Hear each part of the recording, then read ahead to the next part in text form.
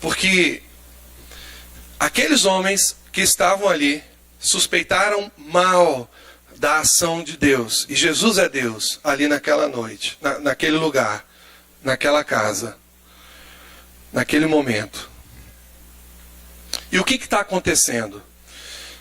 Aquela pessoa, aquele homem está ali, doente, enfermo, e Jesus olha para ele e Jesus diz assim: filho, os seus pecados estão perdoados. E você pode imaginar o que está acontecendo? As pessoas então começam a reclamar, a arrazoar, porque talvez as expectativas que elas tinham a respeito de Jesus não foram supridas. Porque se você perceber a pergunta que Jesus faz, e é ela que nos vai dar compreensão para a gente entender perfeitamente o texto. E o que ele pergunta? Olha a pergunta que ele faz. Ele diz assim: filhos, os seus pecados estão perdoados. E estavam ali assentados alguns mestres da lei, reclamando, arrazoando no seu íntimo. Então Jesus diz para eles assim, o que é mais fácil? Dizer ao paralítico, os seus pecados estão perdoados? Ou levante-se, pegue a sua maca e anda? Amados, para nós entendermos o que está acontecendo aqui, nós vamos fazer a pergunta de forma oposta. O que é mais difícil para Deus? Perdoar pecados ou curar um enfermo? O que é mais complicado para Deus? O que custa mais para Deus? Curar uma pessoa ou perdoar os seus pecados? E é interessante que nós nunca percebemos, nunca entendemos o que é mais difícil para Deus. O que é mais difícil? E às vezes a gente pensa assim, por que Deus não mudou essa situação? Por que Deus não curou? Por que Deus não respondeu a minha oração? Por que Deus não me ouviu? E sabe, amados, é importante a gente entender, e muita gente tem perdido a fé, porque acha que Deus não fez nada para mudar a situação. Eu fico pensando nisso. Às vezes a gente vai fazer uma visita, visitar um doente, uma pessoa. Eu fico pensando assim, se eu chegar lá naquele lugar, entrar naquela casa, todo mundo está esperando que o pastor, ou a equipe pastoral, a equipe de visita que foi lá, imponha as mãos sobre aquela pessoa e ore para ela e diga assim: olha, nós agora ordenamos a cura em nome de Jesus, fique bom. Todo mundo espera isso. Mas você imagina o pastor indo na casa de uma pessoa doente, chegando lá na casa daquela pessoa e impondo as mãos sobre aquela pessoa e dizendo assim: olha, os seus pecados estão perdoados.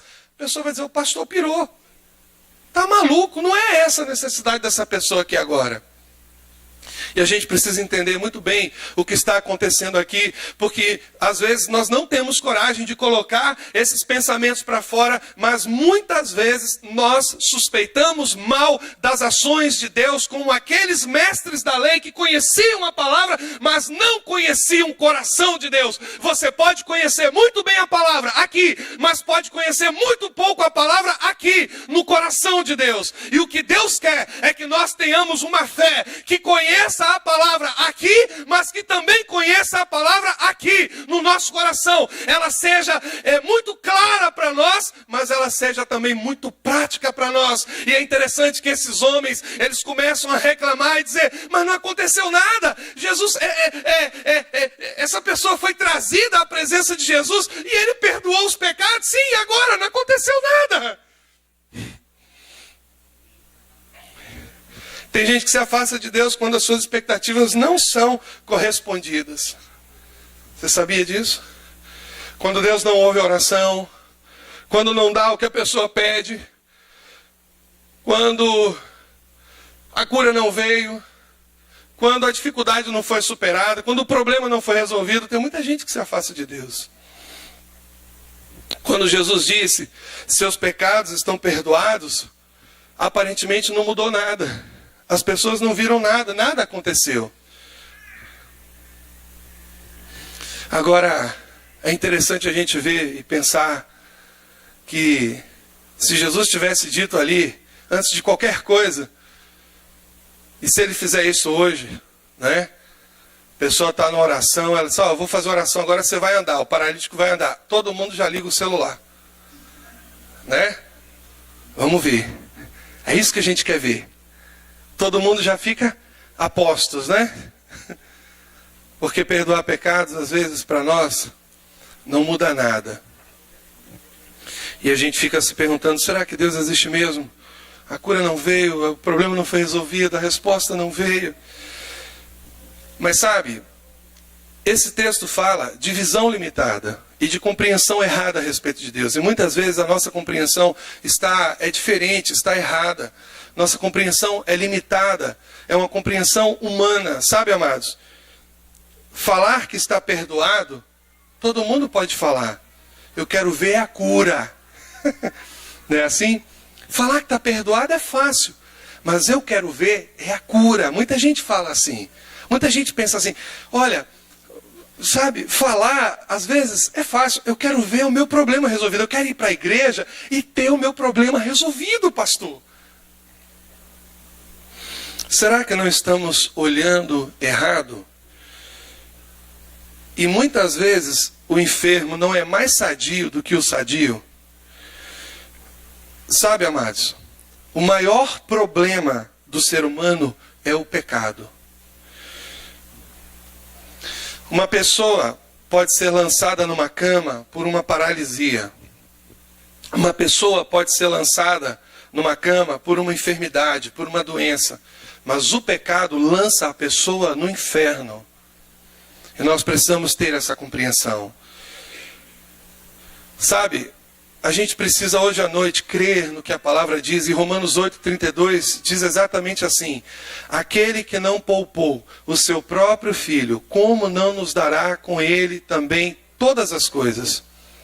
Sabe, queridos, o que é mais difícil para Deus? Perdoar pecados ou curar uma pessoa?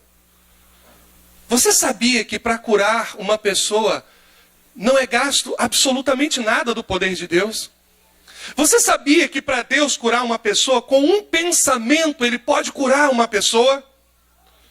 Com um estalar de dedos, Deus pode resolver um problema?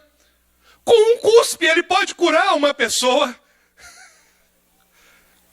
Com um toque, uma hemorragia é estancada e nada do poder dele é gasto, flui dele. Mas não é gasto. Não gasta nada. Agora, para perdoar os pecados de uma pessoa, o tesouro dele, aquilo que era mais precioso para Deus, foi entregue por amor de nós, que foi a vida do filho dele. Para curar uma pessoa, não custa nada para Deus. Nada do poder de Deus é abalado. Mas para perdoar os pecados, o filho dele teve que entregar a sua própria vida. Deus tira do seu tesouro o que há de mais precioso para dar para a gente, para mim e para você. Levantar um paralítico de uma cama é fácil demais, amados. Não gasta do poder de Deus. Não mexe, não consome. Mas resolver o verdadeiro e grande problema do homem, a sua separação de Deus, para perdoar os pecados, custou a vida de Jesus. Muita gente reclama porque um pedido secundário não foi atendido e Deus nos deu tudo. Deus nos deu absolutamente tudo. Nos deu o seu filho. As necessidades, muitas vezes secundárias, não são atendidas, mas a necessidade primária do homem foi atendida. Deus nos tirou do inferno. E tem gente que reclama porque Deus não atendeu a alguma coisa secundária. Deus nos tirou do inferno. Deus nos tirou do mais baixo porão do inferno. Nos transportou. Nos tirou do império das trevas. Nos colocou no reino do filho amoroso, do seu filho amoroso. No reino do filho do seu amor. Ou no reino do seu filho amoroso. É a mesma coisa. Sabe, amados, nós precisamos compreender o que o Senhor Jesus fez. E uma das coisas que nos dá mais clareza sobre isso é aquele episódio da mulher que foi pega em adultério. A Bíblia diz que uma mulher foi pega em adultério e todos levaram aquela mulher para um lugar onde Jesus estava. E aquela mulher foi acusada duramente. Era a lei de Deus na época. Era a lei de Moisés. Ela tinha que ser morta, assassinada, apedrejada. Era a lei naquela época. E algumas pessoas acreditam, e eu também acredito, que aquela lei foi escrita pelo próprio dedo de Jesus, amados, naquelas tábuas de pedra. Não podia ser mudada. E quando aquela mulher, ela chega naquele lugar, naquela praça, e os homens começam a acusá-la de adultério. E eles dizem assim: olha, essa mulher foi pega em adultério, ela merece morrer. E o Senhor Jesus olha para aquela multidão, para aqueles homens, para aquelas pessoas que estavam ali, e ele diz assim: aquele que não tiver pecado, atire a primeira pedra. Tinha alguém ali com capacidade de atirar alguma pedra naquela pessoa? Tinha. Jesus, ele poderia pegar aquela pedra e ele poderia jogar naquela pessoa, porque ele era o único ali que não tinha pecado algum. E você percebe que a Bíblia diz que uma consciência de pecado veio sobre aqueles homens. Uma consciência de pecado veio sobre aqueles homens. E eu lembro que durante a minha vida toda de pastor, eu fui ouvir essa palavra de um jovem que a igreja conhece muito bem, que foi apoiado pela família da irmã Graça. Graça, na época, trabalhava no hospital de custódia, Graça de irmão Jorge, não sei se está aqui hoje. E aquele jovem, dentro daquele hospital de custódia, acusado de um crime grave, Graça: pastor, vai lá visitar aquele jovem. E quando eu cheguei lá, a cidade inteira jogando pedra, as pessoas jogando pedra nele, ele: pastor, eu vim para cá, para esse lugar, para Deus gerar em mim uma consciência de pecado. Eu disse: meu Deus, tem muito tempo que eu não ouço isso. Aliás, eu acho que eu nunca ouvi, como pastor. De ninguém, de membro nenhum. Ele: pastor, eu tenho certeza que Deus permitiu. Ele não me colocou aqui, mas ele permitiu que eu viesse para cá, para ele gerar em mim uma consciência de pecado. O que eu fiz foi muito grave, foi muito terrível. E eu estou aqui, porque Deus quer transformar a minha vida.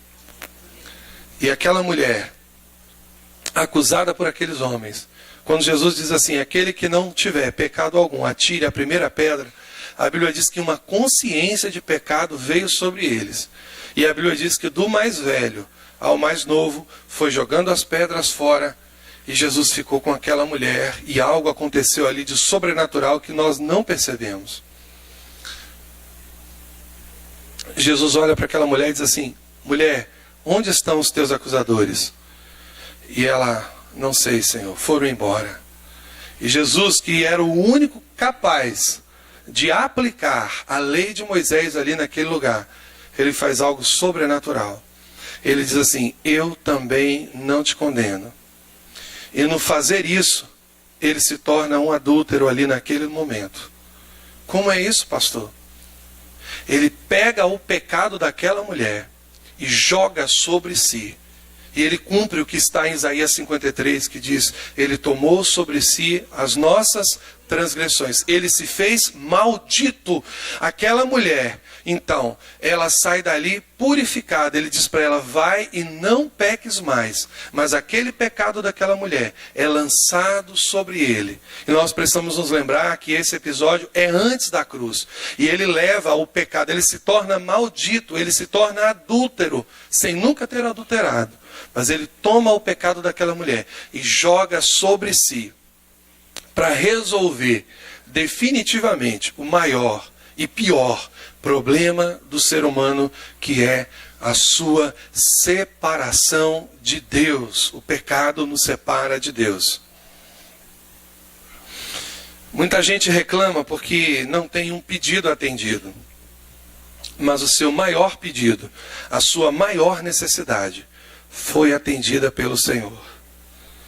As suas necessidades, muitas vezes, não foram atendidas, Porque ainda não chegou o tempo de Deus. Ainda não chegou a hora. Mas sabe que Ele atendeu a mais importante necessidade da sua vida, a sua separação de Deus. Por isso, amados, é muito mais fácil para Deus curar do que perdoar pecados. Porque perdoar pecados implica em dar a vida do seu próprio filho. E Deus fez isso por mim e por você. Por isso, antes de você reclamar de Deus, que Deus não atendeu uma oração sua, ou Deus não ouviu um pedido seu, ou Deus não se manifestou da forma que você queria para resolver uma questão, para te ajudar a resolver uma questão, lembre-se que Deus te deu algo muito maior e muito mais precioso, que foi a vida do seu filho, por você, por mim e por você. Eu queria que você abaixasse a sua cabeça nessa noite. E eu queria que você pensasse exatamente nisso. Exatamente nisso. No que o Senhor Jesus fez por você. Ao perdoar os pecados daquela pessoa, daquele homem, ele foi duramente criticado pelos seus opositores, pelos seus críticos, pelos mestres da lei, por aqueles que depois o mataram em seus corações. Ele foi duramente criticado, ele foi julgado e condenado, porque aparentemente ele tinha feito algo que era sem importância. E você precisa saber nesta noite, que o que Jesus fez por você, custou um preço muito caro. O que Deus fez por você, custou um preço muito alto.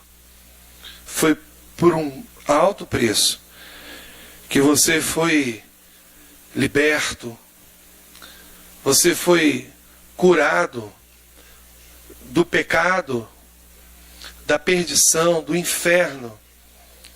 Você precisa saber disso nessa noite. Que o preço que foi pago por você foi muito alto. Foi o preço de sangue, o preço do seu filho amado, seu único filho. O que Deus pode fazer por você? O que Deus pode fazer por você, amado? Você não tem noção do que Deus pode fazer por você.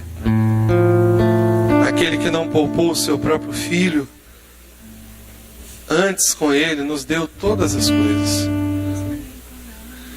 Aquele que nos amou de uma forma tão tremenda, tão sobrenatural. Ele não poupou o seu próprio filho por você. Como ele não vai responder a uma oração sua? Como ele não vai ouvir a sua voz? Como ele não vai mudar uma situação? O que nós precisamos hoje, amados, é de fé. Fé na bondade de Deus. Fé no Deus que nos deu tudo e muito mais. Deus nos deu tantas coisas. Ele tem nos dado tantas coisas. Às vezes as nossas reclamações são como as reclamações daquele povo no deserto. A terra prometida está ali. E nós só vemos a dificuldade. Nós só enxergamos o gigante. E nós não conseguimos enxergar o bem maior que foi feito. A promessa foi dada, a terra está ali. É só tomar posse. É só entrar, é só pisar, é só crer. Creia. Creia no Senhor. Creia que o Senhor te deu tudo. Ele te deu o seu filho. Aleluia. Aleluia.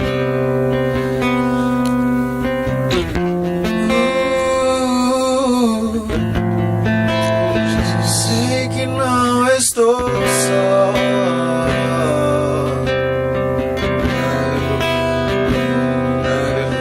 Quando tudo diz que não, parece que o mar não vai se abrir.